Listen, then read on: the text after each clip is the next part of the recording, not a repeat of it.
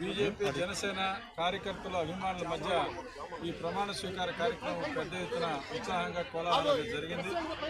అయితే ఇవాళ సుదీర్ఘ అనుభవం ఉన్నటువంటి చంద్రబాబు నాయుడు గారు, మా చైర్మన్ కొనికల నారాయణ గారు, అదే మా పార్లమెంట్ సభ్యులు, మా మంత్రివర్యులు, మా ఎమ్మెల్యేల అందరి సహకారంతో ఈ యొక్క నెల్లూరు జోన్ల యొక్క నెల్లూరు, ప్రకాశం, అదే రకంగా గుంటూరు, పల్నాడు, బాపట్ల ఈ 5 జిల్లాలకు సంబంధించినటువంటి అనేక సమస్యలు ఉన్నాయి. కార్మికుల సమస్యలు ఉన్నాయి, ప్రయాణికుల సమస్యలు ఉన్నాయి, అభివృద్ధి అనేక బస్సులు కూడా వేయాల్సి ఉంది.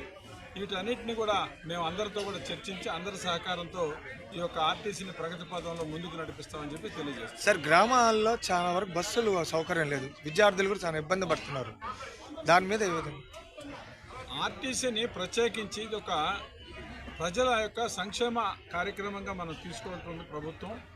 ఆ దిశలో చూసినప్పుడు దీని లాభ నష్టాలు బేరీజ్ వేయకుండా ప్రజల సౌకర్యం కోసంగా వీటిని ఇంకా మరింత విస్తృతంగా గ్రామీణ ప్రాంతాల్లో తీసుకురావాల్సిన ఆవశ్యకత ఎంతైనా ఉంది. అయితే ప్రభుత్వం దగ్గర గత ప్రభుత్వం చేసినటువంటి యొక్క అప్పులు విపరీతంగా ఉన్నాయి.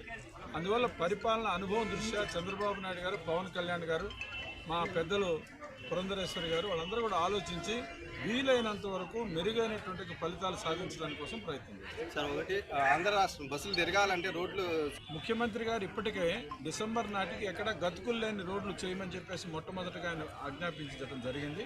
అందువల్ల ముందు ఆ రోడ్లను మెరుగుపరిచినట్టయితే ఉన్న బస్సులు ప్రయాణికులకు మంచి సౌకర్యం వస్తుంది. ఆ దిశలో ఈ ప్రభుత్వం మొట్టమొదటిగా దానికి ప్రాధాన్యత ఇచ్చింది, రోడ్లను వెంటనే చేయడానికి వస్తుందా. జగన్మోహన్ రెడ్డి గారు రోడ్లను గాలికి వదిలేసిన కారణంగానే ఆర్టీసీ పెద్ద ఎత్తున నష్టాలకు కూరుకుపోయింది.